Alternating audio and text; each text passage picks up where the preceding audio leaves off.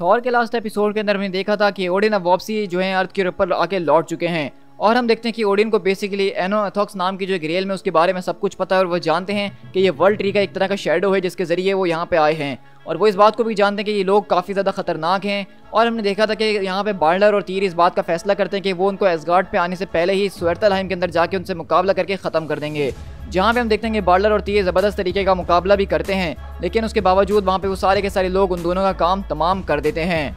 अब आगे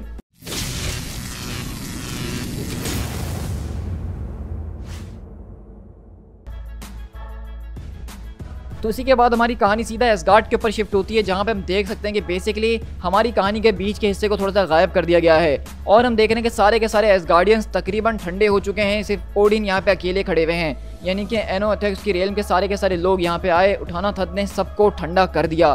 लिटरली वो इतना ज़्यादा पावरफुल था। और वहाँ हम देखते हैं कि आसमान से जो अचानक खून की बारिश शुरू होती है और हम देखते हैं कि ये बारिश दरअसल उठाना थौत नहीं बल्कि ओडिन करवा रहे हैं। और ओडिन बताते हैं ये दरअसल एक बहुत ही ज़्यादा पुराने ज़माने का एंशिएंट मैजिक है, जो कि इतना ज़्यादा पुराना है जब ओडिन पैदा भी नहीं हुए थे। वो इतना ज़्यादा पुराना है कि जब इस ज़मीन में पत्थर भी नहीं मौजूद थे। और ये पूरा का पूरा मैजिक एक ऐसा मैजिक है जिसको काफ़ी ज़्यादा सदियों से कभी इस्तेमाल किया ही नहीं गया है और बहुत से लोग तो उसके बारे में जानते भी नहीं हैं। और ओडिन दरअसल इस पूरे के पूरे मैजिक का इस्तेमाल करके अपने एसगार्डियन आर्मी को दोबारा से राइज कर रहे हैं, जो कि यहाँ पे गिर चुकी है। और हम देखते हैं कि ओडिन आसमान की तरफ देख के दुआ कर रहे होते हैं और ये पूरी की पूरी बारिश पूरे के पूरे ब्रोकस्टोन ओक्लाहोमा के ऊपर बरस रही है।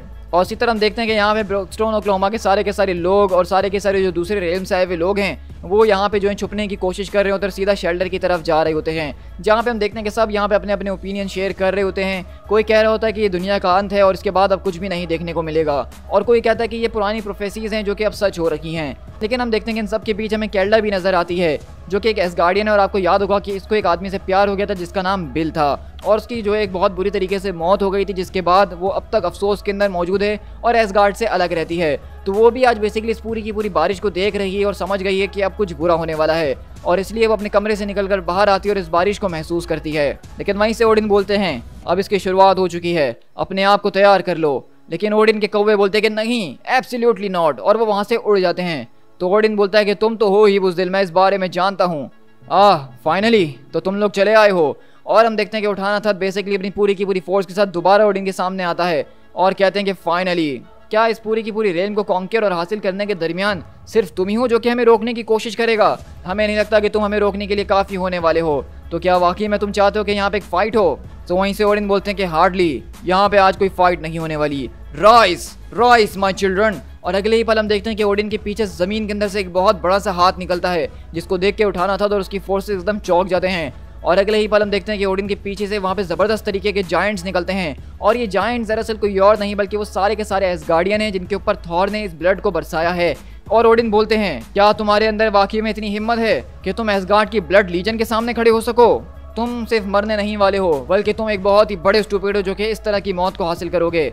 तो हम देखते हैं कि बेसिकली ये दरअसल कुछ और नहीं बल्कि एसगार्ड की एक ब्लड लीजन है, जिसको दरअसल ओडिन ने ब्लड से ही बनाया है। और ये इतने ज़्यादा ज़बरदस्त किस्म के जायंट्स बन चुके हैं, जहाँ पे आप देख सकते हैं कि हमें थॉर साफ नजर आ रहा है एक बड़े से हैमर के साथ। तो उठाना था बोलता है ब्लड लीजन, हाँ काफ़ी कूल नाम है, तो आओ हम तुम्हें मिलाते हैं अपने आप से जो कि हैं द वर्ल्ड ईटर्स। और अगले ही पल हम देखते हैं कि वहाँ पे उठाना था सीधा जंग का ऐलान करता है और यहाँ पे ब्लड लीजन और उठाना था के वर्ल्ड ईटर्स के दरमियान एक ज़बरदस्त तरीके की फाइट शुरू होती है।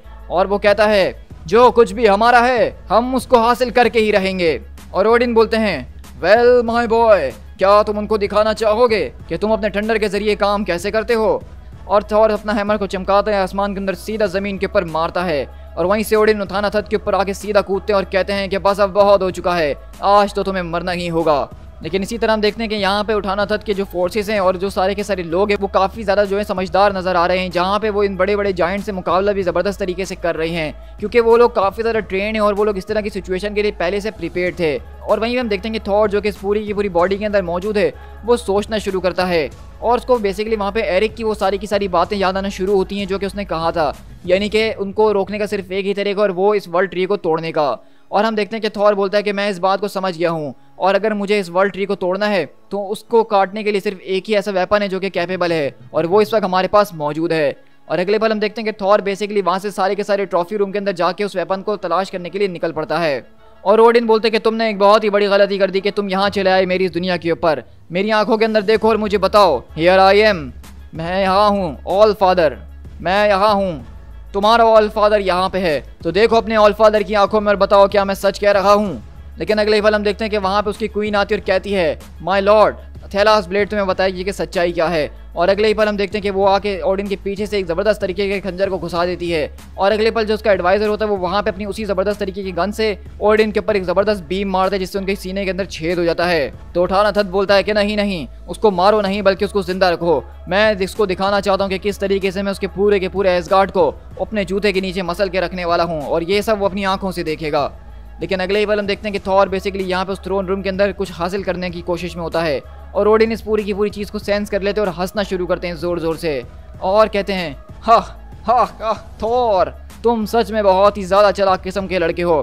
देखा तुमने कि मैंने आखिरकार इतने वक्त से इस पूरी की पूरी तलवार को उस ट्रॉफी रूम के अंदर छुपा के क्यों रखा था, क्योंकि ये सॉर्ड सिंबलाइज करती है the end of all things को। ये ब्लेड इतना ज़्यादा खतरनाक है कि ये स्पेस एंड टाइम को भी चीर सकता है। लेकिन तुम लोग तो उन सारे की सारी चीज़ों को भी सर्वाइव कर चुके हो ना। तुमने वर्ल्ड ट्री को चीर के यहाँ पे आने की कोशिश करी थी, लेकिन अब जो तुम्हारे साथ होने वाला है तुम उसको सर्वाइव नहीं कर पाओगे। और अगले बार हम देखते हैं कि वहाँ पे एक ज़बरदस्त तरीके का धमाका होता है, क्योंकि हम देखते हैं कि यहाँ पे दरअसल कुछ और नहीं बल्कि थॉर के हाथ जो वो ज़बरदस्त तरीके की ओडिन स्वॉर्ड लग चुकी है। और अब थॉर यहाँ पे अपने हैमर म्योल्नर और ओडिन स्वॉर्ड के साथ उस पेड़ को यानी कि यग्ड्रासिल को काटने के लिए बढ़ रहा है।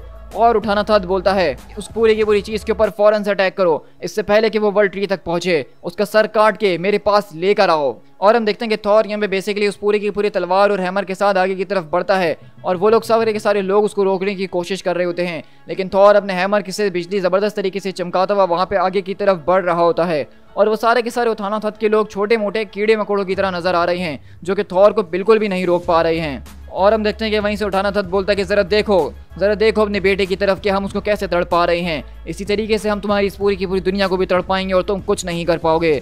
देखो the agony of world eaters. लेकिन वहीं से ओडिन को गुस्सा आता है और अगले पल वो अपने जिस्म से तलवार निकाल के सीधा उठाना थद के अंदर घुसाते और कहते हैं, तुम और तुम्हारी रेस वो सिर्फ एक इन्फेक्शन है। तुम्हें लगता है कि तुम्हारे पास पावर है और तुम हर चीज़ को हासिल कर सकते हो क्योंकि तुम एग्जिस्ट करते हो।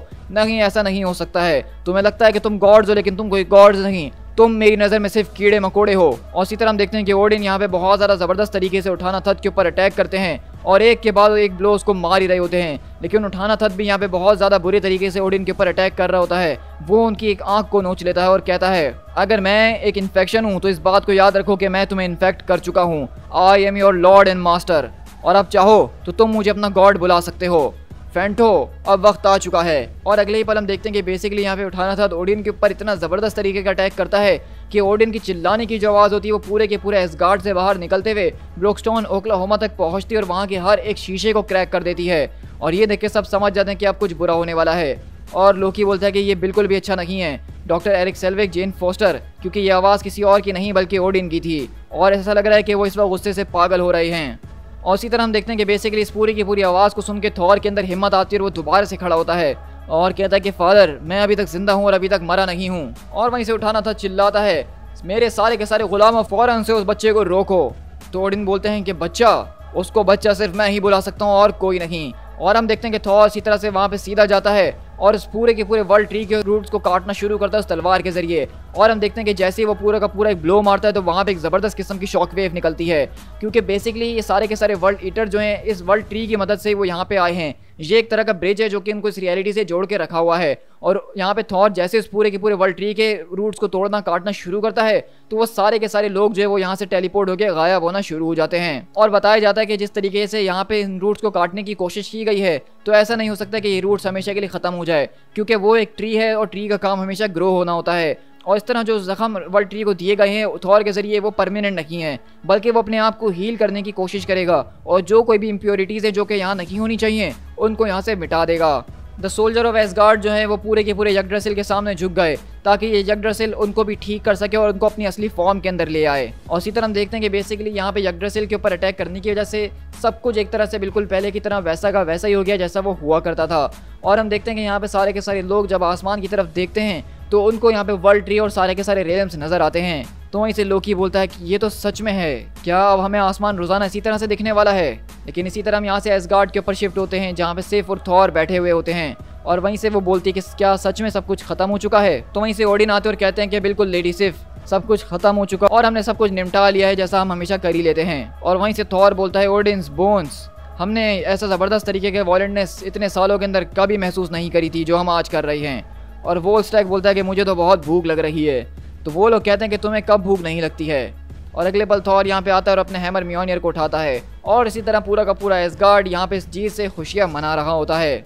और लोकी इन सारी की सारी चीज़ों को देख के काफ़ी ज़्यादा फैसिनेट हो रहा होता है, क्योंकि एक तरह से देखा जाए तो ये लोकी एक तरह का बच्चा है, इसके पास वो पर्सनैलिटी नहीं है लोकी की जो कि काफ़ी ईविल और समझदार किस्म की होती है। तो उसके लिए एक तरह से ये सारी की सारी चीज़ें नई हैं। तो जेन बोलती है कि देखो सब कुछ ठीक हो जाएगा और तुम भी यहाँ पे बिल्कुल फिट हो जाओगे, बस तुम यहाँ से वहाँ भटकना मत शुरू कर देना।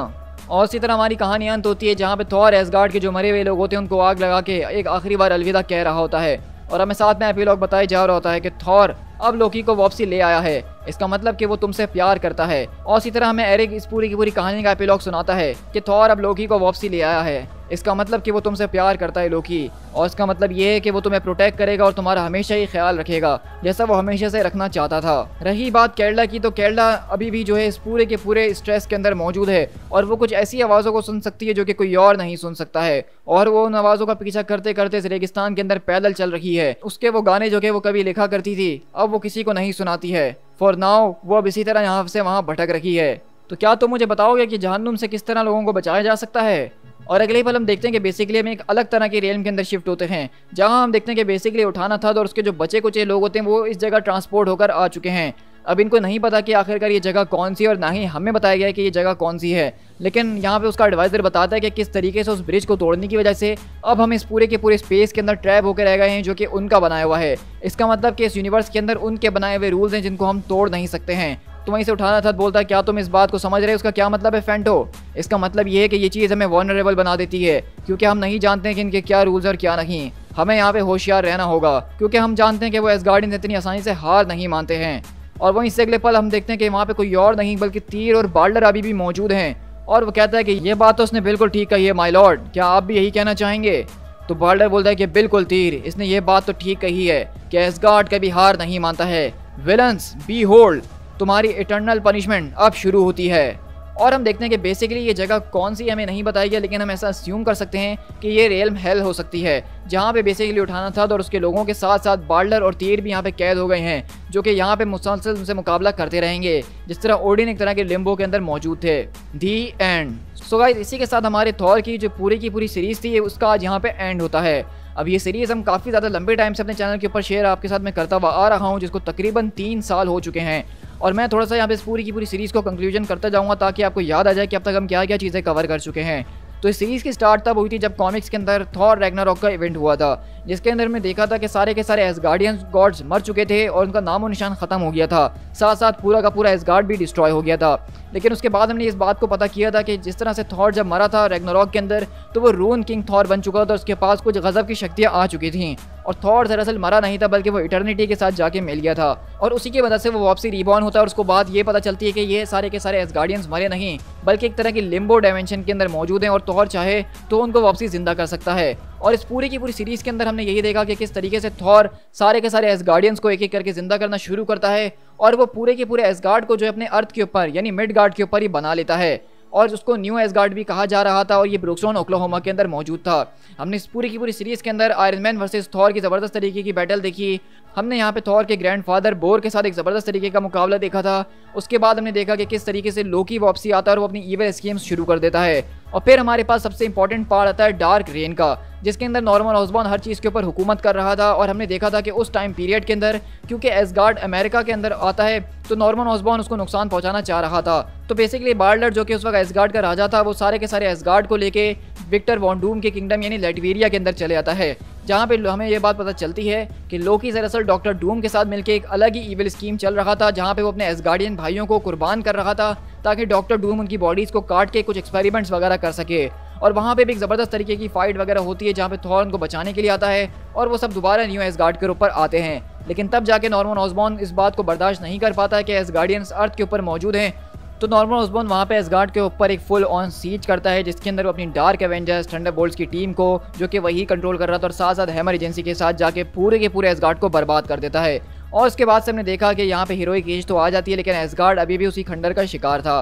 और अब हमने देखा कि किस तरीके से इस खंडर वाले एसगार्ड के ऊपर भी कुछ लोग उसको हथियाने के लिए आ जाते हैं। और हमने देखा कि किस तरीके से लोकी वापसी आ चुका है, ओडिन वापसी आ चुके हैं। और अब एसगार्ड का जो हाल है वो हम आगे ही देखेंगे कि किस तरीके से ठीक होगा। तो अभी के लिए हमारा ये पूरा का पूरा वॉल्यूम यहाँ पे ख़त्म होता है और उसके बाद हमारे पास थॉर की एक नई सीरीज शुरू होगी जो कि माइटी थॉर के नाम से होने वाली है। और सच कहूँ तो वो वाली पूरी की पूरी सीरीज़ बहुत ही ज़्यादा औसम होने वाली है, जिसके अंदर हम गैलेक्टस को एसगार्ड के ऊपर आते हुए देखेंगे, जो कि यहाँ पे एक बड़ी ज़बरदस्त तरीके की जंग होने वाली है, जहाँ पे ओडिन वर्सेस गैलेक्टस हमें देखने को मिलेगा। तो अगर आपने इस पूरे के पूरे एपिसोड को एंजॉय करा है तो इस वीडियो को लाइक ज़रूर कीजिएगा और कमेंट करके बताइएगा कि इस पूरी की पूरी सीरीज़ के अंदर आपका सबसे फेवरेट पार्ट कौन सा था। साथ ही साथ अगर आप चैनल पर फर्स्ट टाइम आ रहे हैं तो चैनल को सब्सक्राइब करना बिल्कुल भी मत भूलिएगा, क्योंकि हम बहुत जल्द अपने इस चैनल के ऊपर दोबारा से थॉर की सीरीज़ को स्टार्ट करेंगे। लेकिन तब तक हम यहाँ पे अपनी किसी और दूसरी सीरीज़ को कंटिन्यू करेंगे जो कि हमारी इस टाइमलाइन के अंदर मौजूद है। साथ ही साथ मुझे फेसबुक और इंस्टाग्राम पे फॉलो कर लीजिएगा, जहाँ पे मेरे चैनल के हवाले से आपको अपडेट्स वगैरह मिलती रहती हैं। So guys, this is P tiger. मिलते हैं अपने किसी और कॉमिक बुक सीरीज़ के साथ। Till then, thank you so much.